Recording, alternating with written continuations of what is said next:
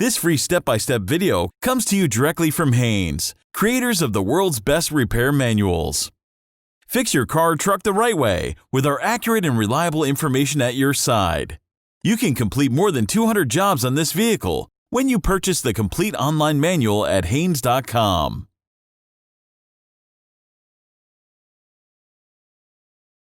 Lift the wiper arm away from the glass for clearance.